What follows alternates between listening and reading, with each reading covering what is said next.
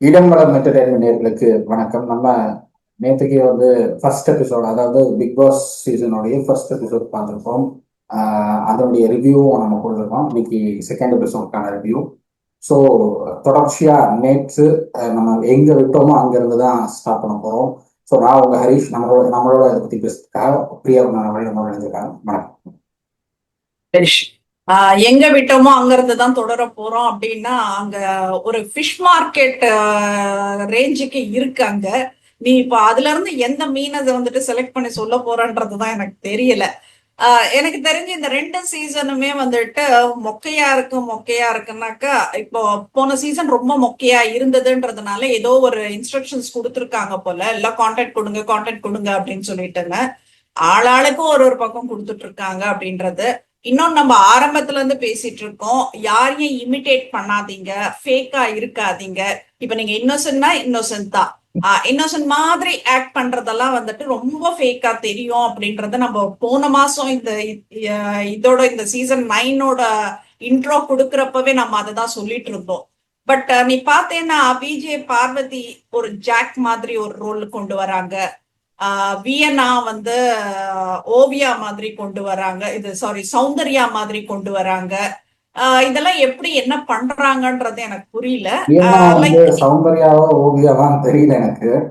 ஆனா சண்டைன்னு வந்தா இறங்கி செய்யறாங்க, அதுல குறை சொல்ல முடியாதுன்னு நினைக்கிறேன். கண்டிப்பா கண்டிப்பா இதுல வியனா எனக்கு தெரிஞ்சு வெரி குட் செலெக்ஷன் அப்படின்றத நான் சொல்வேன் நானு. ஏன்னா ஒரு இடத்துல திவாகருக்கு அட்வைஸ் பண்றாங்க பாரு ஹரீஷ், சூப்பரா இருந்தது எனக்கு. லைக் ஒரு மெச்சோர்டு கண்டென்ட் அவங்க கொடுத்தாங்கன்றதுதான். கண்டென்ட் கூட சொல்லல, ஷேர் சம் பிரெயின் அப்படின்றதுதான் நான் சொல்ல வரேன் நானு. அந்த அளவுக்கு அந்த ஒரு மெச்சூரிட்டி இருந்தது. நான் ஒரு 2 அட்வைஸ் உங்களுக்கு கொடுக்குறேன்னு சொல்லிட்டு she started. Actually it was really good. அவங்க என்ன சொல்றாங்கன்றத திவாகருக்கு எந்த அளவுக்கு புரிஞ்சதுன்றது தெரியல. பட் வியனாவோட செலெக்ஷன் குட் செலெக்ஷன்ன்றத நான் சொல்லுவேன் நானு. என்ன சொல்றாங்க அப்படின்னா, நீயே ஒரு content, she is talking about Diwakar watermelon, நீயே ஒரு கண்டென்ட், உன்னை சுத்தி கண்டென்ட் கிரியேட் பண்ணி ஃபேமஸ் ஆக ட்ரை பண்றாங்க எல்லாரும். அந்த ஃப்ரேம்குள்ள மத்தவங்க வரத்துக்கு ட்ரை பண்றாங்க அப்படின்றதுதான் வியனா சொன்னது. 100% ட்ரூ. அது உனக்கு எப்படி பாக்குறேன். பார்வதி கண்டினியூஸா திவாகரோட தான் சுத்திட்டு இருக்காங்க. பார்வதி அவங்களுக்கு கண்டென்ட் இல்லைங்கிறது புரிஞ்சுக்க முடியுது. பார்வதி கம்ப்ளீட்டா ஃபர்ஸ்ட் ஒரு வாரத்துக்கு என்ன பண்றதுன்னு அவங்களுக்கு தெரியல. ஸோ அதனால கிடைக்கிற சான்ஸை நம்ம திவாகரை வச்சு நம்ம பயன்படுத்திக்குவோம். திவாகர் ஏதாவது ஒன்று பண்ணுவாரு, அதில் நம்ம நம்மளும் ஒரு ஒரு பார்க்க இருந்துட்டோம்னா நம்மளும் வெளியில தெரிய ஆரம்பிச்சிருவோம் அப்படிங்கிற ஒரு இடத்துக்கு பார்வதி நகர்றாங்கிறதெல்லாம் பாக்குறேன் நான். அந்த பார்வதியோட சேர்ந்து இன்னும் சில பேரும் அப்படிதான் செயல்பட்டு இருக்காங்க. திவாகர் ஏதாவது ஒரு காமெடியா ஏதாவது பண்றாரு, இல்ல ஏதாவது ஆக்டிங் ஏதாவது பண்ணிட்டு இருக்காரு அப்படின்னா அந்த இடத்துல நான் இவங்களா இருக்கேன், நீங்க இவங்களா இருங்க, இந்த ஹீரோவா இருங்க, நான் ஹீரோயினா இருக்கேன் அப்படிங்கிற ரேஞ்சுக்கு நகர்றாங்க. ஸோ நான் இப்போ அந்த எஸ்பிஆர் பத்தின அந்த சீன் ஒன்று நடிச்சு காட்டினாரு திவாகர். அதுல பார்வதி தான் எனக்கு தெரிஞ்சு ரீமா சன்னா வராங்க. ஸோ அந்த சீனை ரொம்ப எக்ஸலண்டா பண்ணியிருக்காரு திவாகர். நான் அதை குறை சொல்லவே மாட்டேன். இவருக்குள்ள இவ்வளவு, அதாவது நடிக்க தெரியும், நடிக்கிறாரு அப்படிங்கிறது ஓகே. பட் இத பயன்படுத்த தெரியாம தான் அவரை கிண்டல் அடிச்சிட்டு இருக்காங்கன்னு எனக்கு இன்னும் புரியல. கண்டிப்பா கண்டிப்பா நீ சொல்றத நான் அக்செப்ட் பண்ணிக்கிறேன். நான் கண்டிப்பா அதுதான் நடந்துட்டு இருக்கு அப்படின்றது. திவாகரோட கேரக்டரை பத்தி இங்க சொல்லணும்னா, அவரு வாய திறந்தாலே சண்டைக்கு எல்லாரும் ரெடியா இருக்காங்க. திஸ் இஸ் ரியலி பேட்ன்றதுதான் நான் சொல்றேன். இப்போ எல்லாருமே அவர் இரிட்டேட் பண்றாருன்றது அது ஒரு பக்கம் இருக்கட்டும். அப்போ நீங்க ஜஸ்ட் அவாய்ட் பண்ணிட்டு போங்க. நீங்களும் ஃபேமஸ் ஆகணும். இப்ப திவாகர் ஃபேமஸ், இப்போ வியனா சொன்னதுதான் நானும் சொல்றேன். அவர் ஃபேமஸான ஒரு செலிபிரிட்டி இல்ல ஒரு ஃபேமஸான ஃபிகர்ன்றதுனாலயே நீங்க எல்லாருமே அவரையே டார்கெட் பண்ணி பண்ணி பண்றது ரொம்ப டூ மச்சா இருக்கு. இதுல இன்னைக்கு செகண்ட் ப்ரோமோ பார்த்தேன்னா, கம்ருதீன் திவாகரை கை ஓங்கிட்டு போறாரு. இது நிஜமா கண்டிக்கத்தக்க வேண்டிய விஷயம். இது ரெட் கார்டு கண்டிப்பா கொடுத்தே ஆகணும்ன்றத சொல்றேன். அது என்ன ஆச்சு அப்படின்னா, திவாகர் அந்த டீலக்ஸ் ஹவுஸ்குள்ள போறாரு. அங்க போயிட்டு அங்க இருக்கிறவங்களோட பேசிட்டு இருக்காரு. அப்போ பார்வதியை கூப்பிட்டு ஏதோ ரூம் கிளீனிக் ஏதோ கூப்பிடணும் அப்படிங்கிறதுக்காக போகும்போது அவர் ஒரு வார்த்தை விடுறாரு திவாகர். நான் வந்து ஒரு வார்த்தை வருதா, அது அது பெரிய அளவுல இஷ்யூ இல்லாத வார்த்தை தான். அது ஒன்றும் பெரிய தவறான வார்த்தை ஒன்றும் கிடையாது. கண்ட்ரி அந்த ஒரு ஆஹ் மூவி அவர் டைலாக் அதான் சொல்றாரு, வடிவேலோட காமெடி தான் நான் சொல்றேன்னு சொல்றாரு. வடிவேல் மட்டும் இல்ல, நிறைய காமெடியன்ஸ் யூஸ் பண்ணிருக்காங்க அந்த வார்த்தைகளை. நம்மளே வந்து இப்ப யூஸ் பண்ணிட்டு தான் இருக்கக்கூடிய வார்த்தைகள் தான் அதெல்லாம். ஸோ அதனால வந்து ஒன்றும் பெரிய தவறான வார்த்தைகள் கிடையாது. ரம்யாவுக்கு வந்து அந்த வார்த்தைக்கான அர்த்தம் தெரியல. ஸோ அவங்க வந்து அரோராட்ட கேட்குறாங்க இதுக்கான அர்த்தம் என்ன அப்படின்னு கேட்குறப்போ அரோரா வந்து சொல்ல தெரியல அவங்களுக்கு. அதுக்கான அர்த்தம் சொல்ல தெரியல. முட்டாளுங்கிற ரேஞ்சுக்கு அரோரா ஒரு விளக்கத்தை கொடுத்துட்றாங்க. அதுல ரம்யா வந்து தவறான ஒரு அண்டர்ஸ்டாண்டிங்ல அவங்க இவர் திவாகர்ட்ட போய் சண்டை போடுறாங்க. ஸோ இதுதான் வந்து அந்த சண்டைக்கான ஸ்டார்டிங் பாயிண்ட். இது எங்க போய் முடியுதுன்னா வெட்டிடுவேன், அடிச்சிடுவேங்கிற போய் முடியுது. ஸோ உங்களுக்கு அதுதான் திவாகரை வச்சு நீங்க கண்டென்ட் பண்ணணும்னு நினைக்கிறீங்க, ஓகே. அதை காமெடியா கொண்டு போய் நீங்க கொடுக்கணும்னு நினைக்கிறீங்க, ஓகே. பட் வெட்டிடுவேன் பண்ணிடுவேங்கிறதெல்லாம் தேவையில்லாத வார்த்தைகள். அது வந்து நீங்க காமெடியா பண்ணீங்கன்னு நினைச்சிருக்கலாம், பட் வந்து வெளியில அதை எப்படி போட்டு அவங்கள சொல்லவே முடியாது. கண்டிப்பா. நான் என்ன கேக்குறேன்னா, கான்டென்ட்டுக்காக அவங்க என்ன பேசுறோன்றது வந்துட்டு தெரியாம பேசுறாங்கன்னு கூட வச்சுக்கோ. பிக் பாஸோட வாய்ஸ் வந்துட்டு அவங்கள கண்ட்ரோல் பண்ணலாம்ல. இதெல்லாம் unparliamentary, these words R not to be used here அப்படின்றத வந்துட்டு சொல்லலாம். இல்ல கன்ஃபெஷன் ரூமுக்கு வரவழைச்சு சொல்லலாம். இது வந்துட்டு என்ன சொல்றது, மனித உரிமை மீறல்ன்றத சொல்லலாம். எப்படி நீ கை ஓங்குற ஒருத்தரை பார்த்து அது தப்பு. பிக் பாஸ்ல அவங்களுக்கு உள்ள நுழையும் போதே ஒரு அக்ரிமெண்ட் சைன் பண்ணிடுறாங்க. என்னென்ன வார்த்தைகள் பயன்படுத்தக்கூடாது அப்படிங்கறத அந்த அக்ரிமெண்ட்டை தெளிவா சொல்லிடுறாங்க. அவையும் சில வார்த்தைகள் பயன்படுத்தப்படுது அப்படிங்கிறது தான் வந்து கவனிக்க வேண்டிய விஷயமா இருக்கு. இல்ல அப்போ வந்து இன்ஸ்ட்ரக்ஷன் பிக் பாஸ் தான் தரணும். இத நீங்க சைன் பண்ணிருக்கீங்க. இதுவரைக்கும் இந்த சீசன்ல இப்படி பண்ணது கிடையாது, பண்ண மாட்டாங்க அப்படின்னு நான் பாக்குறேன். ஏன்னா உங்களுக்கு இதெல்லாம் வந்து அவங்களுக்கு கண்டென்ட்டா பாக்குறாங்க. விஜய் டிவி மேனேஜ்மெண்ட்டும் சரி, பிக் பாஸ் உடைய ப்ரொடக்ஷன் ஹவுஸும் சரி, அவங்க வந்து இதெல்லாம் கண்டென்ட்டா பாக்குறாங்க. ஸோ அதனால வந்து அக்ரிமெண்ட்டை மீறி நீங்க பண்ணீங்க, ரொம்ப வைலன்ஸா போச்சு அப்படின்னா மட்டும்தான் அவங்க தலையிடுவாங்களே தவிர இதுல வந்து பெருசா தலையிட மாட்டாங்க அப்படின்னு தான் நான் பாக்குறேன். ஏன்னா இதெல்லாம் ஒரு கண்டென்ட். ஸோ இது வந்து ஒருத்தருடைய செல்ஃப் கேரக்டர் பத்தியும் வந்து வெளியில காட்டுது, அடுத்தவங்க கிட்ட அவங்க எப்படி நடந்துக்கிறாங்க அப்படிங்கறத பத்தியும் வெளியில காட்டுது. ஸோ அதனால வந்து இதை ஒரு கண்டென்ட்டா எப்படி கொண்டு போக முடியுமோ அப்படி கொண்டு போவாங்களே தவிர இதுல பிக் பாஸ் டீம் தலையிட மாட்டாங்க. கண்டிப்பா. இதுல என்ன ஒரு விஷயம் அப்படின்னா, தர்ஷன் எல்லாம் இருந்த ஒரு சீசன்ல வந்துட்டு தர்ஷனுக்கு ஓவரா கோவம் வர, முகினும் தர்ஷனும் அந்த கட்டுல போட்டு உடைக்கிறாங்க. ஞாபகம் இருக்கு அவனுக்கு? அது அவ்வளவு கோவம் வந்துட்டு, எனக்கு தெரிஞ்சு அது முகின்ராவன் தான் நினைக்கிறேன் நானு. அத போட்டு அது அந்த கோவத்துல வந்துட்டு கட்டுல தான் போட்டு உடைச்சாரு. அது ஓகே. அந்த எமோஷனல் கண்ட்ரோல் பண்ண முடியாம பண்றாங்க அப்படின்னாக்கா அது ஓகே. அது எனக்கு பெரிய விஷயமா தெரியல. பட் இன்னொருத்தரை வந்துட்டு ஹார்ம் பண்றதுக்காக கைய ஓங்குறது வந்துட்டு ரொம்ப டூ மச். நான் கம்ருதீன் நான் ஃபர்ஸ்ட் டேல இருந்தே நான் சொல்லிட்டு இருக்கேன், ரொம்ப ஆட்டிடியூடா இருக்குன்னு. கம்ருதீனுக்கு கொஞ்சம் ஒரு வார்னிங் கொடுத்தா நல்லா இருக்கும்னு நினைக்கிறேன் நான். அந்த ஆட்டிடியூட கண்ட்ரோல் பண்ண சொல்லி, இது அவங்க வீடு கிடையாது. பிரவீன்ராஜ் ஃபர்ஸ்ட்னு சொல்வேன் நான். பிரவீன்ராஜ் அந்த பாடி லாங்குவேஜ், நீ என்ன சொல்றது, நம்ம அவங்க ரேஞ்சுக்கு நம்ம இறங்கி பேசக்கூடாதுன்றதுனால அமைதியா இருக்கேன் நானு. நீ என்னமோ பெரிய சூப்பர் ஸ்டார் மாதிரியும் பெரிய ஹீரோ மாதிரியும் ஒரு பில்டப் கொடுத்துட்டு இருக்க, எல்லாரையுமே வந்துட்டு பாடி ஷேமிங் பண்ற. How can you do that? Praveenraj பண்றது வந்து பார்க்கும்போது ஒரு பிக் பாஸ் கண்டஸ்டன்ட் மாதிரி எனக்கு தெரியல. ஏன்னா எல்லாருக்கிட்டையும் வாண்டடா போய் பிரச்சனை எடுத்துட்டு இருக்காரு. திவாகரை ரொம்ப டார்கெட் பண்றாரு. திவாகரை டார்கெட் பண்ணி தான் உங்களுக்கு கண்டென்ட் கொடுக்கணும் அப்படின்னா நீங்க வந்து அப்போ கம்ப்ளீட்டா ஜீரோவா தான் இந்த பிக் பாஸ் இதுக்குள்ள வந்திருக்கீங்க. யாரோ ஒருத்தரை நம்பி தான் வந்து பிக் பாஸ் இதுக்குள்ள சஸ்டெயின் ஆகணும்னு வந்திருக்கீங்க. அது ரொம்ப தெளிவா இதுக்கு நீங்க பிக் பாஸ் இதுக்குள்ள வராமலே இருந்துக்கலாமே. உங்ககிட்ட கண்டென்ட் சரக்கு இல்லைன்னா நீங்க ஏன் உள்ள வரீங்க? ஏன் வரீங்க? ஏதாவது சரக்கு இருந்துச்சுன்னா நீங்க கொடுங்க, சரக்கு இல்லைன்னா உள்ளே வராதீங்க. நீங்க வந்து இன்னொரு அவரு இந்த மாதிரி நடந்துக்குவாரு, அதை வச்சு நான் ஒரு கண்டென்ட் கிரியேட் பண்றேன் அப்படின்னா அதுக்கு பேர் கண்டென்ட் கிடையாது. அது இன்னொருத்தருடைய உழைப்பை திருடுற மாதிரி இருக்குது. திவாகரோட உழைப்பை வந்து இவங்க திருடிட்டு இருக்காங்க. அப்படிதான் நான் பாக்குறேன்.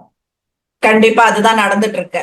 இன்னொரு விஷயம், ரம்யாவை வந்துட்டு நேற்று ரொம்ப பெருமையா பேசிட்டு இருந்தோம். இந்த மாதிரி ஆட்களுக்கெல்லாம் விஜய் டிவி வந்துட்டு ஒரு டைட்டில் வின்னருக்கு கொண்டு போகலனாலும் பரவாயில்ல, ஒரு ஆப்பர்ச்சுனிட்டி கொடுங்கன்ற மாதிரி எல்லாம் கேட்டுட்டு இருந்தோம். But attitude is totally different today. எனக்கு வந்துட்டு உண்மையிலேயே பிடிக்கலன்ற அளவுக்கு இருந்தாங்க ரம்யா அப்படின்றதுதான் சொல்லுவேன். நீ ஒரு டான்சிங் ஸ்டேஜ் டான்சரா இருந்திருக்க, டான்சிங்ல எவ்வளோ விஷயங்களை நீ பார்த்திருப்ப. எதுக்கு நீ இவ்வளவு சீன் கிரியேட் பண்ற இங்கன்றதுதான் தெரியல. இப்போ சில வீடியோஸ்ங்கெல்லாம் வந்துட்டு சோசியல் மீடியால வருது வெளியில ரம்யாவை பத்தி, அவங்க டான்ஸ் ஆடினது, அவங்க அந்த கோவப்படுறப்ப எப்படி ரியாக்ட் பண்றாங்க. ஒரு வீடியோல வந்துட்டு அவங்க மிடில் ஃபிங்கர் காட்டிட்டே வந்துட்டு வாடா பார்த்துடலாம் அப்படின்ற மாதிரி அவங்க இது பண்றாங்க. சோ அந்த அளவுக்கு ஒரு தைரியமான ஒரு பொண்ணு இங்க வந்துட்டு நீ எமோஷனல் டிராமா பண்ண வேண்டிய அவசியம் என்ன இருக்குதுன்றது எனக்கு தெரியல. அந்த கண்ட்ரி ஃப்ரூட்னு சொன்னதுக்காகவோ இல்ல அது வந்துட்டு அவ்வளோ பர்சனலா எடுத்துக்க வேண்டிய, உனக்கு அர்த்தம் புரியலனாக்கா சாதாரணமா விட்டுட்டு கூட போயிருக்கலாம். எதுக்கு வந்துட்டு இவ்வளவு பெரிய இல்ல சீன் அவங்க கிரியேட் என்ன பண்ணணும்? நினைச்சிட்டாங்க அப்படின்னா, தன்னை மீன் பண்ணி திவாகர் சொல்றாரோ அப்படிங்கறதான் நினைச்சிருக்காங்க. அதனாலதான் வந்து அகைன் அண்ட் அகைன் அரோராட்ட கேட்கறாங்க, நம்மளை பார்த்தா சொன்னாரா, நம்மளை பார்த்தா சொன்னாரா அப்படின்றாங்க. அரோராக்கு அது சொல்ல தெரியல, அரோராக்கு அதுக்கான மீனிங்கும் சொல்ல தெரியல. அவர் எதை மீன் பண்ணி சொன்னாரு, யாரை மீன் பண்ணி சொன்னாருங்கிறதும் சொல்ல தெரியல. ஸோ அரோரா என்ன சொல்லியிருக்கோன்னா, எனக்கு தெரியல, எனக்கு ஐடியா இல்லைன்னு சொல்லியிருந்தா ஓகே. பட் அரோரா வந்து அதுக்கு அர்த்தம் தெரியாம இவங்களா ஒரு அர்த்தத்தை சொல்றாங்க. அதுதான் அதுதான் வந்து எனக்கு தெரிஞ்சு இந்த இஷ்யூ கிரியேட் ஆகிறதுக்கு காரணமாவே இருந்தது. உங்களுக்கு தெரியலன்னா ஓகே, தெரியல அப்படின்னு சொல்லணும். தெரியலன்னு சொல்லணும். அது யாரும் செய்யறது கிடையாது. எங்கேயாச்சும் நம்ம ஊருக்கு போனோம்னா கூட ஏதாச்சும் வழி கேட்கணும்னு ஒருத்தரை கேட்டாக்க அது ஆக்சுவலி இங்க பக்கத்திலேயே தான் இருக்கும். ஆனா இவங்க ஒரு ரூட்டு சொல்லுவாங்க, நம்ம சுத்திட்டு வந்து அதே இடத்துலதான் நிக்குவோம். அந்த மாதிரி தான் பண்ணிட்டு இருக்காங்க. சிம்பிளா இல்லங்க எனக்கு தெரியல, எனக்கு புரியலன்னு முடிச்சிடலாம். இது என்னத்துக்கு இது அரோரா இவ்வளவு தூரம் இழுத்துட்டு போறாங்கன்றது எனக்கு தெரியல. அதனால ரம்யா இவ்வளோ ஓவர் ரியாக்ட் பண்ணணுமான்றது வந்துட்டு அவசியம் இல்லாத ஒரு விஷயமா தான் நான் பாக்குறேன். இதுல கூட வந்துட்டு ஃபர்ஸ்ட் சொல்றப்போ நான் அனாதை அப்படின்ற மாதிரி சொல்றாங்க. எனக்கு வந்துட்டு எல்லார் கூடயும் உட்கார்ந்து சாப்பிடணும் அப்படின்றப்பெல்லாம் அதெல்லாம் கொஞ்சம் ஹார்ட் டச்சிங் மொமெண்டா இருந்தது எனக்கு. சோ ரொம்ப கஷ்டப்பட்டேன் நான் அதுக்காக. ஆனா வந்து அவங்க அதெல்லாம் வச்சு ஏதோ டிராமா பண்றாங்களோ, அந்த மாதிரி வார்த்தைகள் எல்லாம் வச்சுன்ற சில மாதிரிதான் இடங்கள்ல இன்னைக்கு. சில இடங்கள்ல வந்து என்ன பண்றாங்க அப்படின்னா, ஒரு அனுதாபத்தை தேட பார்க்கலாம். அதுதான் நான் நோட்டீஸ் பண்ணேன். நேற்று நாமினேஷன் சம்மந்தப்பட்ட அந்த டாபிக் வரும்போது கூட ஒரு அனுதாபத்தை கிரியேட் பண்றதுக்கு ட்ரை பண்றாங்க, ஒரு அனுதாபத்தை தேட ட்ரை பண்றாங்க. அது அது அவசியம் இல்லை அப்படின்னு நான் சொல்றேன். அவசியம் இல்லை. ஏன்னா ஆஹ் எனக்கு தெரிஞ்ச ரம்யாவை பத்தி எல்லாருக்கும் நல்லா நல்லா தெரியும். உம் இதுக்கு முன்னாடி எப்படியோ தெரியல, பிக் பாஸ் வீட்டுக்குள்ள வந்ததுக்கு அப்புறம் கிட்டத்தட்ட எல்லாரும் வந்து சோஷியல் மீடியா யூஸ் பண்ணுவாங்க. எல்லாரும் ரம்யா ஜோ யாரும் தேடி இருப்பாங்க. ரம்யா ஜோவுடைய ஹிஸ்டரி என்னங்கிறது எல்லாருக்கும் தெரிஞ்சிருக்கும். தெரிஞ்சிருக்கும். ஸோ அதனால உம் வந்து யாருக்கிட்டையும் ரம்யா தான் யாரு, தனக்கு என்ன, தன்னுடைய ஃபேமிலி பேக்ரவுண்ட் என்ன அப்படிங்கிறதெல்லாம் விளக்கம் கொடுக்க வேண்டிய அவசியமே இல்லை. எல்லாருக்கும் எல்லா ஆமா. விஷயம் தெரியும். அந்த இடம் அந்த இப்படியான சூழலை வந்து நீங்க வந்து அனுதாபம் தேட வேண்டிய அவசியம் இல்லை. அது மேபி அது அவங்களுடைய கேரக்டரா கூட இருக்கலாமோ அப்படின்னு நான் பாக்குறேன். அது என்ன ஐடியான்னு அதனால அனுதாபம் தேடுறாங்க அப்படின்னு தெரியல. ஒருவேளை மக்கள்கிட்ட ஓட்டு கேட்க வேண்டிய ஒரு சூழலுக்கு வந்தா பயன்படுமோ அப்படிங்கிற ஒரு தாட் ப்ராசஸ்ல பண்றாங்களோ அப்படின்னு தோணுது.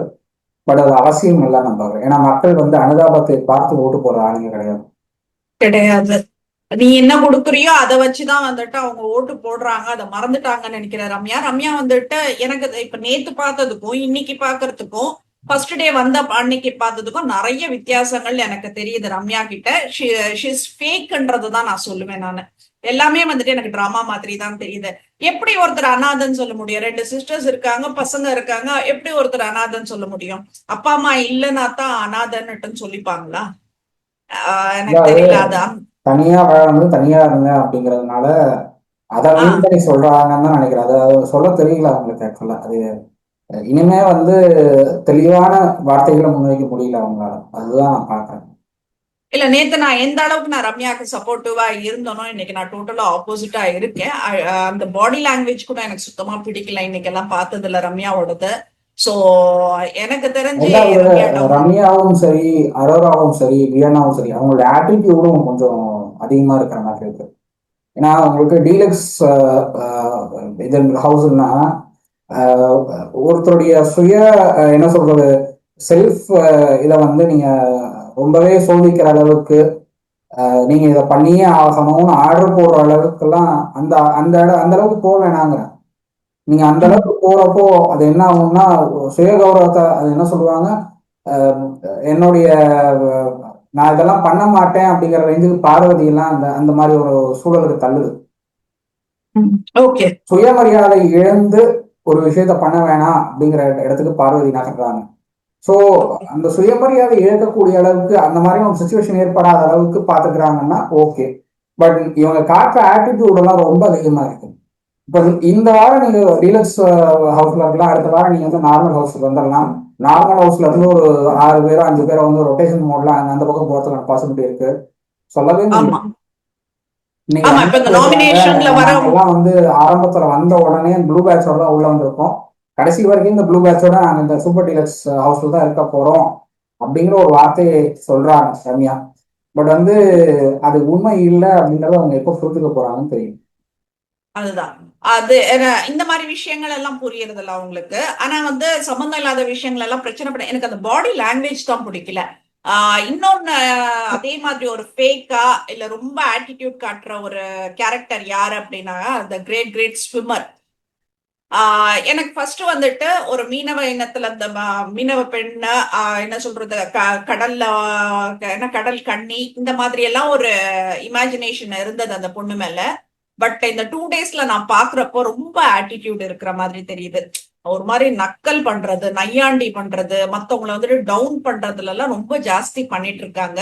அது ரொம்ப கிண்டலா பேச்சுக்களும் வந்துட்டு ரொம்ப மத்தவங்களை வந்துட்டு புல் பண்ற மாதிரி இருக்கு பேச்சுக்கள் எல்லாம். உனக்கு எப்படி இருந்தது அவங்களோட ஆட்டிடியூட் ஹரிஷ்? சுபிக்ஷாவுடைய ஆட்டிடியூட் அப்படிங்கிறது இன்னுமே உங்க பிக் பாஸ் வீடுக்குள்ள கண்டஸ்டண்டா வந்திருக்காங்க அப்படிங்கறத நான் புரிஞ்சுக்கலங்கிறத நான் பாக்குறேன். சக கண்டஸ்டன்ஸை மதிச்சு அவங்க கிட்ட சகஜமா பேசக்கூடிய நிலைக்கு இன்னும் அவங்க வரல. அவங்க இன்னுமே வரல. வந்து நான் இந்த இடத்துல இருந்து இந்த இடத்துக்கு வந்திருக்கேன், என்னுடைய டேலண்ட்னால வந்திருக்கேங்கிற அந்த ஒரு இதுலதான் இருக்காங்களே தவிர இன்னுமே வந்து சக கண்டஸ்டன்ஸை மதிச்சு அவங்களுடைய விருப்பம் என்னங்கிறத கேட்டு தெரிஞ்சுக்கக்கூடிய இடத்துக்கு சுபிக்ஷா இன்னும் வரல. ஸோ அந்த ஒரு ஓகே. சுச்சுவேஷன் வரும்போது தான் அவங்களுக்கு வந்து கொஞ்சம் மெச்சூர்டா வருவாங்கன்னு நான் பாக்குறேன். அது வரைக்கும் அதுக்கான பாசிபிலிட்டி இல்லை அப்படின்னு நான் நினைக்கிறேன். அது இன்னொரு 4 to 5 days எடுக்கும். மேக்ஸிமம் இந்த 1 week ஃபர்ஸ்ட் வீக் ஃபுல்லா இப்படியே போயிட்டு தான் இருக்கும்னு தான் நான் நினைக்கிறேன். ஓகே. இதுல வந்து நம்ம நேத்து வந்துட்டு நான் ஃபாரா பேசின 2 பேருக்கு இன்னைக்கு எகென்ஸ்டா பேசியிருக்கேன் அப்படின்றத தெரிவிச்சுக்கிறேன். சோ நாங்க நியூட்ரலா தான் போயிட்டு இருக்கோன்றது இதுல இருந்தே உங்களுக்கு தெரிஞ்சிருக்கும். ஏன்னா இன்னைக்கு ஒருத்தரை வந்துட்டு தூக்கி வச்சு பேசுறப்ப அவங்களுக்கு நாங்க ஆர்மி ஆரம்பிச்சு அவங்களுக்கு பிஆர் வேலை பாக்குறோம் அதெல்லாம் கிடையாது. நேத்து என்ன பண்ண இன்னைக்கு என்ன பண்ண what you're doing is right or wrong அதுதான் வந்துட்டு நாங்க உங்களுக்கு டெலிவர் பண்றோம். இதுல வந்துட்டு எல்லாருமே வந்துட்டு திவாகரை வந்து ஒரு என்ன சொல்றது ஒரு சென்டரா வச்சு அவர் ஃபுல்லா அவர் சும்மா அந்த என்ன சொல்றது சாப்பிட வாய் திறந்தா கூட வந்துட்டு அதுல ஒரு குற்றம் கண்டுபிடிச்சு திவாகரை கார்னர் பண்ண பண்ண பண்ண இங்க சோசியல் மீடியால திவாகருக்கு ஒரு ஆர்மி உருவாயிட்டு இருக்கு. அன்அபிஷியல் ஓட்டிங்ல வந்து திவாகர் டாப் 2ல இருக்காரு. ஆமா அபிஷியல் எப்படி இருக்க போகுதுன்னு தெரியல எனக்கு. அன்அபிஷியல்ல டாப் 2ல இருக்காரு. அப்போ ஆமா நீங்க வந்து திவாகர நீங்க ஒரு கார்னர் பண்ணாதான் வந்து அவருடைய வளர்ச்சி அதிகமாகும். சிம்பத்தி ஓட்டு மாறுது. அது ஆமா, எல்லாமே அதை புரிஞ்சுட்டு திவாகருக்கு சிம்பத்தி. பண்றாங்களா இல்ல வந்து கண்டென்ட் எங்களுக்கு கண்டென்ட் கிடைக்கும் அப்படிங்கிறதுக்காக பண்றாங்களா அப்படின்னு தெரியல. கண்டென்ட் கிடைக்கணும் அப்படின்னா நீங்க உங்ககிட்ட என்ன இருக்கோ அதை கொடுக்கணும். அடுத்தவங்க பண்ற கண்டிப்பா கண்டென்ட்ல நீங்க ஒரு நானும் இதுல ஒரு பார்ட், நீங்க அந்த கண்டென்ட்டோடைய உரிமையை திருடிக்க கூடாது. கண்டிப்பா அது கண்டிப்பா எல்லாரும் பண்றாங்க. பார்வதி அப்படிதான் பண்றாங்க, அரோராவும் அதுல ஒரு பார்ட்டா இருக்காங்க. இவரு பிரவீன்ராஜ் அவரும் ஒரு பார்ட்டா இருக்காரு. பிரவீன்ராஜ் நடுவுல சண்டை போடுறாரு. எதுக்கு சண்டை போடுறாருன்னு யாருக்கும் தெரியல. அந்த காரணமே சுத்தமா எம்டியா இருக்கு. அந்த காரணமே அதுக்கான கண்டிப்பா ரீசனே இல்லை. ரீசனே இல்லாம சண்டை போடுறது, போயிட்டு சண்டை போட்டுட்டு ஐ டோன்ட் கேர்னு சொல்றது, இதெல்லாம் தேவையில்லாத வேலை. தேவையில்லாத வேலை இதெல்லாம். இதுல இன்னொரு விஷயம் என்னன்னா திவாகர் வந்துட்டு டைட்டில் வின்னர் வரைக்கும் போவாருன்னு வச்சுக்கோ. அட்லீஸ்ட் வந்துட்டு அந்த ஸ்டேஜுக்கு போறதுக்கு முன்னாடிதான் எவிக்ட் ஆவாருன்னு வச்சுக்கோ. அது வரைக்கும் அவருக்கு டிராவல் பண்ண போறாரு. அதுல டைட்டில் வின்னரா ஆக போறது இல்ல, அது எல்லாருக்கும் தெரிஞ்ச விஷயம். ஆனா அது வரலனாலும் இன்னைக்கு அவர் ஜெயிச்சிருக்காரு அப்படின்றதான் நான் சொல்ல விரும்புறேன். என்னன்னா எந்த மீடியா வந்து திவாகர் வாட்டர்மெலனை வந்துட்டு இந்த அளவுக்கு தட்டி தட்டி தட்டி கீழே தட்டுச்சோ அந்த மீடியா வச்சு இன்னைக்கு சிம்பத்தி ஓட்டுங்களை அவர் உருவாக்கி இருக்காரு அப்படின்றத நான் சொல்றேன். சிம்பத்தி ஓட்டுங்கிறத தாண்டி மீடியா நிறைய சேனல்ஸ்க்கு அவர் பேட்டி கொடுத்துருக்காரு. நான் அப்ரோச் பண்ணல. நான் நம்மளுடைய இடம்பலம்க்கு கேட்கணும் அப்படின்னு ட்ரை பண்ண சொன்னப்போ நான் அப்ரோச் பண்ணல அவர் அண்ணன். ஏன்னா அவர் என்ன கோத்ரூ பண்ணிட்டு இருக்காரு எனக்கு நல்லா தெரியும். ஸோ அதனால நான் அவரை அப்ரோச் பண்ணல. பட் என்னன்னா ஒவ்வொரு யூடியூப் சேனல்லையும் என்ன பண்றாங்க அப்படின்னா ஒரு காமெடியனா பார்த்தாங்களே தவிர அவருக்குள்ள இருக்கிற டேலண்ட் யாருமே பார்க்கல. ஓகே. இன்னைக்கு அந்த எஸ்டிஆர் சம்பந்த அந்த சீன் பண்ணும்போது ம். கம்ப்ளீட்டா அந்த கேரக்டராகவே மாறுறாரு. ஓகே. ஒன்றும் இல்லைங்க, ஒரு நார்மல் சீன் நீங்க வந்து ஒரு நார்மலா ஒரு சீன் பண்றீங்கன்னா எந்த மனுஷனும் ஒரு பொண்ணோட காலை பிடிச்சிட்டு கதறுவான். இவர் கதறாரு. ம். நார்மலா ஒரு ஸ்கிட்ல கூட பெருசா இந்த மாதிரி சீன்ஸ் பெருசா ஒத்துக்க மாட்டாங்க. அதுவும் கண்டிப்பா, கண்டிப்பா. இவருக்கு ஒரு 40 வயசுல யார் ஒத்துக்குவா இந்த மாதிரி சீன் பண்றதுக்கு? அதுதான். சோ ஆஹ் ஏதோ நான் என்னால என்ன பண்ண முடியுமோ நான் அதை பண்றேன்னு இறங்குற திவாகர், அதுக்கே பாராட்டணும் என்னை பொறுத்தவரை. அண்ட் கண்டிப்பா. சோசியல் மீடியால வந்து ஒருத்தர் வளர்றாங்க அப்படின்னாலும் பிடிக்காது அவருக்கு, ம். ஒருத்தர் வளர்ந்துட்டாங்க அப்படின்னாலும் உங்களுக்கு பிடிக்காது, கண்டிப்பா, ஒருத்தர் கண்டிப்பா. அவங்க டேலண்டால முன்னேறாங்க அப்படின்னாலும் பிடிக்காது. இது வந்து சோசியல் மீடியால எல்லாம் நடந்துகிட்டே இருக்கிற விஷயம் தான்.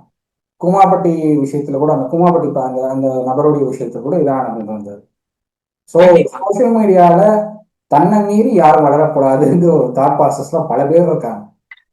ம். ம். ஸோ அதனால இதுல வந்து இன்னொரு. ம். திவாகருடைய சொல்லு. டேலண்ட்டை மறைச்சிட்டாங்களோ யூடியூப் சேனல்ஸ் அப்படின்னு தான் நான் பார்க்குறேன். ஏன்னா திவாகரோட டேலண்ட் எனக்கு எனக்கு தெரிஞ்சு இந்த பிளாட்ஃபார்ம் ரொம்ப நல்லா கொண்டு வருது அப்படின்னு நான் பார்க்குறேன். ஓகே. இன்னொரு விஷயம் வந்துட்டு கண்டிப்பா இது வன்மையா எல்லாருமே எல்லா மீடியா எல்லா சேனலுமே கண்டிக்கணும் அப்படின்றத நான் கேட்டுக்கிறேன். நானு கலையரசன் ஒரு வார்த்தை சொல்றாரு, அது கவனிச்சியான்னு தெரியல எனக்கு. ரெவ்யூவர் நாய்ங்கெல்லாம் இந்நேரம் அவங்க சொந்த கதையை எழுதியிருப்பாங்க அப்படின்னுட்டுன்னு சொல்றாரு. இவர் என்ன நாய்த்தனமான வேலைகள் எல்லாம் பண்ணாங்கன்னுட்டு வந்துட்டு நாம வந்துட்டு இந்த பிக் பாஸ் ரெவ்யூல சொல்ல வேண்டாம்னு பாக்குறோம். இவ்வளோ ஒரு கீழ்த்தரமான ஒரு மனுஷன் வந்துட்டு நீ ரெவ்யூ பண்றவங்களையோ இல்ல ஒரு மீடியா பர்சனையோ நாய்ங்கன்னு சொல்றத வந்துட்டு நாங்க உண்மையிலேயே ஒரு மீடியா பர்சனா நான் வந்துட்டு வன்மையா கண்டிக்கிறேன். எனக்கு தெரிஞ்சு வந்துட்டு இதுக்கே இது ஆல்மோஸ்ட் விஜய் டிவியும் வந்துட்டு மீடியா தான்.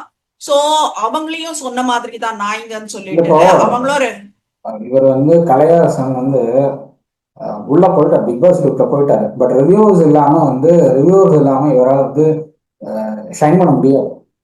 கண்டிப்பா. நீ அவர் பண்ற தப்பையும் சுட்டி காட்டணும், அவர் பண்ற சரியான விஷயத்தையும் சுட்டி காட்டணும். ஆ. சுட்டி காட்டுறதுக்கு ரிவ்யூவர்ஸ் தேவை. ரிவ்யூவர்ஸ் இல்லாம வந்து கண்- இவரால் வந்து ஷைன் பண்ண முடியாது பிக் பாஸ் இருக்கலாம். ஏன்னா கண்டிப்பா. இப்ப வந்து யூடியூப் சேனல்ஸ்னால அவங்க யூடியூப் சேனல்ஸ்ல என்னென்ன கருத்துக்கள் வருதுங்கிறதையும் மக்கள் பார்த்துட்டு தான் இருக்காங்க. ஸோ இன்ஃப்ளூயன்ஸ் ஆகல அப்படின்னாலும் இந்த கருத்துக்கள் சரி இந்த கருத்துக்கள் தவறு அப்படிங்கிறத யூடியூப் சேனல்ஸும் மக்கள் கிட்ட கொண்டு போய் சேர்க்குது. ஸோ அப்போ அந்த ஓகே. ரிவ்யூஸோடைய பங்கு முக்கியமான விஷயமா இருக்கு அவர் சஸ்டெயின் ஆகிறதுக்கு பிக் பாஸ் யூடியூப்ல. அப்போ ரிவ்யூ ஓகே. நாய் அப்படின்றீங்கன்னா நீங்க என்ன மாதிரியான பிறப்புன்னு நான் கேட்பேன். அதுதான். என்ன இப்ப அதிகமா பேசினா நம்மளுக்கு ஏதாச்சும் செய்வினை வச்சிருவாரா என்ன? சரி ஏங்க, போலீஸ் சாமியாருக்கு என்னங்க செய்வேன்? ஆ. இல்ல, நான் எனக்கு நான் புரியல வந்து என்ன இல்ல, அவரு எங்க வார்த்தைகள் ஓப்பனா அதுன்னு சொல்றாரு, கேக்குறேன் நானு. நான் என்னுடைய மனைவியோட நான் சண்டை போட்டதெல்லாம் கண்டென்ட்டுக்குங்கிறாரு. கண்டென்ட். எவ்வளவு பெரிய சண்டை, எல்லாரும் எனக்கு எவ்வளவு இந்த பெருசா இடத்துல பேசுனாங்க. லட்சுமி ராமகிருஷ்ணன் அவர்கிட்ட தான் ஒரு கேள்வி கேட்கணும்னு நான் நினைக்கிறேன். நீங்க பஞ்சாயத்து பண்ணீங்க, நீங்க இவரு மாதவட்டி ரங்கராஜுக்கு சப்போர்ட்டா இருக்கீங்க, அது ஓகே, அது வந்து உங்களுடைய முடிவு, அதெல்லாம் நான் தலையிட விரும்பல. பட் மாதவட்டி ரங்கராஜ் பண்ணதும் தப்பு தான், அதுக்குள்ள அப்புறம் போவோம். பட் இந்த பையனை வச்சுட்டு நீங்க வந்து ஒரு ஷோ பண்ணீங்க, அவங்க ஒய்ஃபை கூப்பிட்டுட்டு ஒரு ஷோ பண்ணீங்க, இந்த பையன் ம். இன்னொரு பொண்ணோட தகாத உறவுல இருக்கான் அப்படிங்கறதெல்லாம் அந்த ஷோல வெளிப்படுத்துனீங்க. ஆமா. அதெல்லாம் நாடகம்னு கடைசி வரைக்கும் உங்களுக்கு தெரியலையா அப்படிங்கிறது தான் லட்சுமி ராமகிருஷ்ணன் அவர்கிட்ட நான் கேட்க விரும்புகிற விஷயம். ஏன்னா அவனே சொல்றான், நான் பண்ணது எல்லாமே கண்டென்ட்டுக்காக தான் அப்படிங்கிறான். ம். கண்டென்ட்டுக்காக நீ என்ன வேணாலும் பண்ணுவியாங்கிற கேள்வி என்ன வேணாலும் பண்ணுவியா? எல்லாருக்கிட்டையுமே எழுது அந்த கேள்வி. அதுதான். அது எப்படி சோ லட்சுமி ராமகிருஷ்ணன் விட்டாங்கன்னு எனக்கு தான் புரியல. அவங்களுக்கு ஒரு ஒரு இவ்வளவு வருஷமா வந்து இந்த ஷோ பண்ணிட்டு இருக்காங்க, அவங்களுக்கு இந்த ஷோவுடைய ஆழம் என்னங்கிறது தெரியும். ஒரு ஃபேமிலியோடைய இஷ்யூஸ் பார்த்துட்டு இருக்காங்க, நிறைய ஃபேமிலியோட இஷ்யூஸ் பார்த்துட்டு இருக்காங்க அவங்க. இந்த ஷோ ம். பண்ணும்போது இவன் பண்றது எல்லாமே டிராமான்னு அவங்களுக்கு தெரியாம போயிருக்கும், இல்ல தெரிஞ்சுதான் வந்து அதை மறைச்சுதான் வந்து இந்த ஷோவே பண்றாங்களாம். இதுல வந்து இந்த பையன் மட்டும் சிக்கல, அவங்களும் மாட்டுறாங்க, லட்சுமி கிருஷ்ணா அவர்களும் மாட்டுறாங்க, ஆமா, இது தவறான ஒரு அவங்களும் தேவையில்லாத முன்னுதாரணம் சிக்கல ஆயிடுது. வராங்க. மதப்படி ரங்கராஜ் பிரச்சனையில ஏற்கனவே சர்ச்சை வந்து அது ஒரு பஞ்சாயத்தா போயிட்டு இருக்கு. இப்ப இந்த பையனால இன்னொரு பிரச்சனை உங்களுக்கு. இல்ல இந்த மாதிரி ஆட்கள் எல்லாம் அவங்க கிட்ட போய் ஏமாத்துறப்ப அவங்க மட்டும் என்ன செய்வாங்கன்னு எனக்கு தெரியல. இப்ப லட்சுமி ராமகிருஷ்ணன் அவர்களை பத்தி பேசுறப்ப நான் ஒரே ஒரு விஷயம் சொல்லிக்கிறேன். ஒரு பொண்ணுக்கு வந்துட்டு செக்ஸ் ஒர்க்கர் அப்படின்னுட்டுன்னு வந்தது, அது ரொம்ப தைரியமா சொல்லிட்டு இருந்தாங்க. என்ன இத்தனை பேர் ஏமாத்துனாங்க, இப்ப ஒருத்தன் கல்யாணம் பண்ணிட்டு ஏமாத்துனாங்க. சோ இவங்க என்ன பண்றாங்க, ஒரு 15,000 ரூபாய் கொடுத்து ப்ரொவிஷன்ஸ் எல்லாம் வாங்கி, என்ன குழந்தை இருக்கு சாப்பாட்டுக்கு வழி இல்லைன்னு எல்லாம் சொன்னாங்க. சோ ஒரு 15,000 ரூபாய் கொடுத்துட்டு ப்ரொவிஷன்ஸ் எல்லாம் வாங்குறதுக்கு வச்சுக்கோ, குழந்தைக்கு பால் வாங்க வச்சுக்கோன்னுட்டுன்னு ஒரு பணத்தை கொடுக்கறதுக்கு நீ என்ன வாங்கணுமோ நீ வாங்கிட்டு நீ பில் அனுப்புன்னு சொல்றாங்க. சோ அந்த டைம் என்ன ஆகுது, இந்த பொண்ணு என்னமோ வழக்கு, பிளாஸ்டிக் சாமானுங்க, இந்த மாதிரி எல்லாம் தேவையில்லாத மேக்கப் ஐட்டம்ஸ் இதெல்லாம் தான் வாங்கி வச்சிருக்கு. சாப்பாடு அந்த ஐட்டம்ஸ் எல்லாம் கம்மியா இருந்தது. அப்ப அவங்களுக்கு அவ்வளவு கோவம் வந்தது. இல்ல நான் பணம் கொடுக்க மாட்டேன் அப்படின்னு சொல்லிட்டேன்னு அவங்க சொன்னாங்க. இதுல இந்த பொண்ணு என்ன பண்ணுது, இன்னொரு சேனல்ல உட்கார்ந்துட்டு அவங்க வந்துட்டு இந்த மாதிரி எல்லாம் பண்ணிட்டாங்க, குடுக்கறேன்னுட்டுன்னு குடுக்கல. இந்த பொண்ணு பண்ண தப்பு சொல்லல, அவங்க குடுக்கல, குடுக்கறன்னு ஏமாத்திட்டாங்கன்ற மாதிரி ஒரு இதுலயும் வந்து புரோபகண்டா எனக்கு பண்ணுது. தெரிஞ்சு அவங்க இவங்க பண்ணதான் தப்பு, லட்சுமி ராமகிருஷ்ணன் அவங்க பண்ணதான் தப்பு.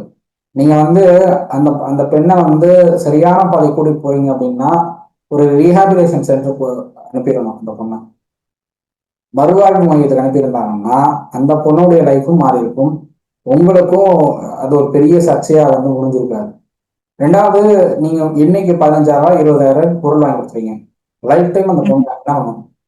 இந்த இல்ல இந்த அடுத்த பொருள் காலியா இருக்குன்னா லைஃபுக்கு மறுபடியும் வந்துட்டு ஹாஸ்டல் ஏதோ ரெடி பண்றாங்க போல இருக்கு. பட் இப்போதைக்கு இல்லைங்க, ஹாஸ்டல் தான் வச்சுக்கோன்னுட்டு ஒர்க் இது அவுட் பண்றாங்க. ஆகும். இந்த மாதிரியான விஷயங்களுக்கு ஹாஸ்டல் தான் ஒர்க் அவுட் ஆகும். ஆஹ் ஓகே இதுக்கெல்லாம் ஓகே. வந்து மறுவாழ்வு மையம் மட்டும்தான் வந்து ஒர்க் அவுட் ஆகும். மறுவாழ்வு மையம் வந்து அரசு தரப்புல இருந்து இந்த மாதிரியான விஷயங்களுக்கு நடக்குது, இந்த மாதிரியான விஷயங்களுக்கு மறுவாழ்வு மையம் நடத்திட்டு இருக்காங்க. ஸோ இப்போ அந்த ஓகே. மறுவாழ்வு மையத்துக்கு அனுப்பி அந்த பொண்ணோட குழந்தைக்கு என்ன தேவையோ அதை வந்து கவர்மெண்ட் தரப்புல இருந்தே பண்றாங்க. ஸோ அதெல்லாம் வந்து ஏற்பாடு பண்ணி கொடுத்தாலே போதுமே, எதுக்கு நீங்க வந்து 15,000 20,000 செலவு பண்ணணும்? இது தேவையில்லாத வேலை. லட்சுமி ராமகிருஷ்ணன் அவங்க தேவையில்லாத வேலையெல்லாம் பண்ணிட்டு இருக்காங்க. நீங்க குடும்ப பஞ்சாயத்து பண்றதே, நீங்க கட்ட பஞ்சாயத்து பண்றதே தப்பு. முதல்ல சேனல்ல கூப்பிட்டு வச்சுக்கிட்டு கட்ட பஞ்சாயத்து தான் பண்ணிட்டு இருக்கீங்க, அதுவே பெரிய தப்பு, சட்ட ரீதியா அதுவே பெரிய தப்பு. அது ஏதோ போன கவர்மெண்ட்டும் சரி இந்த கவர்மெண்ட்டும் சரி அமைதியா பார்த்துட்டு இருக்காங்களே தவிர கேள்வி கேட்காம பார்த்துட்டு இருக்காங்க, அவ்வளவுதான் வித்தியாசம். இல்ல கேள்வி அப்படின்னா சேனல் மேலேயும் வழக்கு விழும், இவங்க மேலேயும் வழக்கு விழும். இல்ல a coin has two faces. So ஒரு சிலருக்கு வந்துட்டு அது தவறா தெரியுது. பட் நான் என்னோட இல்லைங்க, பார்வையில பாக்குறப்ப சுப்ரீம் கோர்ட் நிறைய ஆர்டர் படி கட்ட விஷயங்களுக்கு பஞ்சாயத்து தீர்வு பண்றது தப்பு. கிடைக்குது. அதனாலதான் குஷ்பு அவங்களுடைய ஷோ வந்து ஸ்டாப் பண்ணாங்க. குஷ்பு அவங்க வந்து கட்ட பஞ்சாயத்து பண்றாங்கன்னா பஞ்சாயத்தாச்சு. ஆமா. லட்சுமி ராமகிருஷ்ணன் அவங்களுடைய ஷோவை பார்த்து தான் குஷ்பு அவங்களுக்கு ஒரு ஷோ கிரியேட் பண்ணாங்க. இப்ப ஆமா. குஷ்பு அவங்க பண்ற ஷோ கட்ட பஞ்சாயத்து மாதிரி இருக்கு அப்படிங்கிறதுனால தான் அந்த ஷோவை ஸ்டாப் பண்ணாங்க. அப்ப லட்சுமி ராமகிருஷ்ணன் அவங்க பண்றதும் அதே தானே. இவங்க பண்றதும் ஒரே ஷோ, அவங்க பண்றதும் ஒரே ஷோ. குஷ்புக்கு ஒரு நியாயம், லட்சுமி ராமகிருஷ்ணனுக்கு ஒரு நியாயம். அது தப்பு. நீங்க வந்து கட்ட பஞ்சாயத்து பண்றது தப்பு, சட்டப்படி தப்பு. அதுல வந்து லட்சுமி ராமகிருஷ்ணன் அவர்கள் அவங்க எதனால இந்த ஷோ பண்றாங்கன்னு எனக்கு இன்னும் புரியல. இது அடுத்தவங்களுடைய ஃபேமிலி இஷ்யூஸை தெரிஞ்சுக்கிட்டு நீங்க என்ன பண்ண போறீங்க? அதுல பஞ்சாயத்து பண்ணி நீங்க என்ன பண்ண போறீங்க? இல்ல எனக்கு தெரிஞ்சு நம்ம அதுக்குள்ள போக வேண்டாம்னு நினைக்கிறேன், அந்த ஷோக்குள்ள எல்லாம். கலையரசனை பத்தி இப்போ பேசணும், நம்ம இதெல்லாம் வருது. அகோரி பத்தி கலையரசனை பத்தி பேசும்போதுதான் இதெல்லாம் கலையரசன் வருது. பத்தி ஓகே. சோ எனக்கு தெரியல, கலையரசன் வந்துட்டு இந்த மாதிரி பேசுனதுக்கு கண்டிப்பா ஆக்ஷன் எடுக்கணும் அப்படின்றதுதான் வந்துட்டு என்ன சொல்றது, ஒரு மீடியா பர்சனா மீடியாவை கேட்டுக்கிறேன் நானு. கண்டிப்பா ஆக்ஷன் எடுக்கணும் கலையரசன் மேலன்றதுதான். வாட் எல்ஸ் ஹரிஷ், வேற கலையரசன் என்ன ஆக்ஷன் விட்டுருக்கோம்? எடுப்பாங்களா எனக்கு தெரியல. பட் கலையரசன் பேசின தப்புன்னு உணர்ற அளவுக்கு விஜய் சேதுபதி ஒரு வார்த்தை கேட்டா பெட்டரா இருக்கும்னு தோணுது. சாட்டர்டே சண்டேல அது வரைக்கும் யாரும் கேள்வி கேட்க போறது இல்லை. சாட்டர்டே சண்டேல விஜய் சேதுபதி ஒரு வார்த்தை கேட்டா கொஞ்சம் பெட்டரா இருக்கும். அட்லீஸ்ட் நீங்க கண்டிப்பா. வந்து ஓப்பனிங் ஷோலயே விஜய் சேதுபதி அவருடைய கண்டென்ட் ஒண்ணுமே இல்லை. எனக்கு தெரிஞ்சு அவரு தேவையில்லாம ஒரு ஒரு 5 மணி நேரத்தை வேஸ்ட் பண்ணிட்டாருன்னு தான் நான் பாக்குறேன். இல்ல அவர்கிட்ட முகத்துல மேக்கப் கூட இல்ல, அந்த ஃப்ரெஷ்னஸ் கூட இல்ல. அவர் எங்கேயோ போய் அலைஞ்சிட்டு வந்து இதுல டிராபிக்ல மாட்டிட்டு வந்து இருந்த மாதிரி தான் இருந்தது அவரோட இதெல்லாம். என்னமோ 2 சீசனா வந்துட்டு ரொம்ப போரிங் தான். பட் ஸ்டில் நம்ம ரெவ்யூ பண்ணோன்றதுக்காக பார்த்துட்டு இருக்கோம். விஜய் சேதுபதி வந்துட்டு அட்லீஸ்ட் இதையாச்சும் கொஞ்சம் கேளுங்க, மீடியாக்காக கேளுங்க அப்படின்றதுதான். மீடியா இதை மன்னிக்காது. கலையரசன் வந்துட்டு நாயின்னு சொல்ற அளவுக்கெல்லாம் எந்த மீடியா பர்சனும் அங்க கிடையாதுன்றத சொல்லிக்கிறோம் நாங்க. வேற ஏதாச்சும் விட்டுருக்கோம் ஹரிஷ்? எனக்கு தெரிஞ்சு இப்போ தடையின்றி குடிநீருக்கான பாசிபிலிட்டிஸ் கொடுத்துருக்காங்க. குடிநீர் பாட்டில்ஸ் வந்து விநியோகம் பண்ணிட்டு இருக்காங்க. ஸோ அதனால வாட்டர் ஸ்கேர்சிட்டி அங்கே இருக்காது அப்படின்னு சொல்ல முடியும். பட் இருந்தாலும் தண்ணீர் தேவைக்கேற்ப பயன்படுத்தணும் அப்படிங்கிற அந்த ஒரு கருத்தையும் முன் வச்சிருக்காங்க. ஸோ அதனால ஒரு அளவோட யூஸ் பண்றாங்க அப்படிங்கிறத பார்க்க முடியுது. திவாகர் ரொம்ப ஓப்பனா சொல்றாரு, நான் பிக் பாஸ் வீட்டுக்குள்ள வரும்போது எல்லாமே தனித்தனி டாய்லெட்ஸ் இருக்கும்னு நினைச்சேன். நான் வந்து வீட்டில் ஓகே. இருக்கும்போது மோட்டர் போட்டு போயிடுவேன், அது பாட்டு தண்ணி ஓடிட்டே இருக்கும், 10 நிமிஷம் கழிச்சு வந்து தான் நான் ஆஃப் பண்ணேன். பட் இங்க வந்தாதான் தெரியும் தண்ணியோடைய அருமை என்ன அப்படின்னு திவாகர் சொல்றாரு. இது இது தெரிஞ்சுக்கணுங்கிறதுனால தான் வந்து எனக்கு தெரிஞ்ச அந்த கண்டக்ட் கொடுத்துருக்காங்கன்னு நான் பார்க்குறேன். இது திவாகர் புரிஞ்சுக்கிட்டாரு, மற்றவங்க புரிஞ்சுக்கிட்டாங்களான்னு எனக்கு இன்னும் தெரியல. ஓகே. ஓகே. ஏன்னா ஸோ மேக்கப் ரிமூவ் பண்றதுல இருந்து, மேக்கப் போடுறதுல இருந்து, ஃபேஸ் வாஷ் பண்றதுல இருந்து எல்லாத்துக்கும் வாட்டர். நீங்க வந்து ஒரு ஒரு 200 ml வாட்டர் கொடுக்குறாங்கன்னா அந்த 200 ml வாட்டர்ல நீங்க யூஸ் பண்ணணும். அதை தாண்டி கூடுதலா நீங்க வாட்டர் எடுத்துக்கிட்டீங்கன்னா அடுத்தவங்களுக்கு வாட்டர் கிடைக்காது. ஓகே. பட் அதை தான் நடந்துட்டு இருக்கு. அடுத்தவங்களுக்கு கிடைக்குதோ இல்லையோ, எனக்கு கிடைச்சா போதுங்கிற சுச்சுவேஷன்ல தான் பல பேர் பிக் பாஸ் வீட்டுக்குள்ள இன்னும் இருக்காங்க. ஸோ அது மாறினா பெட்டரா இருக்கும் அப்படின்னு நான் சொல்றேன். பெட்டரா இருக்கும். எல்லாருமே ரெண்டாவது, வந்துட்டு இப்ப இந்த டீலக்ஸ் ஹவுஸோடைய ஹவுஸ்மேட்ஸ் ஃபுட்டு சூஸ் பண்றாங்க அப்படின்னா எல்லோருடைய கருத்தையும் கேட்கணும். இவங்களா வந்து ஒரு கருத்தை இன்னொருத்தர் மேல திணிக்கக்கூடாது. பிரவீன் காந்தி அவர் என்ன சொல்றாரு, நான் வந்து நான்வெஜ் சாப்பிட மாட்டேன், நான் அந்த புரட்டாசி மாசம் வெஜ் தான் சாப்பிடுவேன் அப்படின்னு சொல்றாரு. இவங்க சிக்கன் சூஸ் பண்றாங்க. சரி, நீங்க சிக்கன் சூஸ் பண்ணாலும் அவருக்கு ஒரு ஒரு வாய்ப்பு கொடுக்கணும்ல. அவருடைய கருத்து என்னன்னு கேட்கணும். அவருடைய கருத்தை கேட்காம நாங்க சிக்கன் சூஸ் பண்ணிட்டோம், அதுதான் வந்து ஃபைனல் அப்படின்னு நீங்களா சொல்றது தப்பு. 7 பேர், 7 பேருடைய கருத்தும் அவசியம் தேவை. அந்த இடத்துல ஒருத்தருடைய கருத்து வரலைனாலும் அது வந்து தவறான விஷயம். அது வந்து அவருக்கு இழைக்கப்பட்ட அநீதி.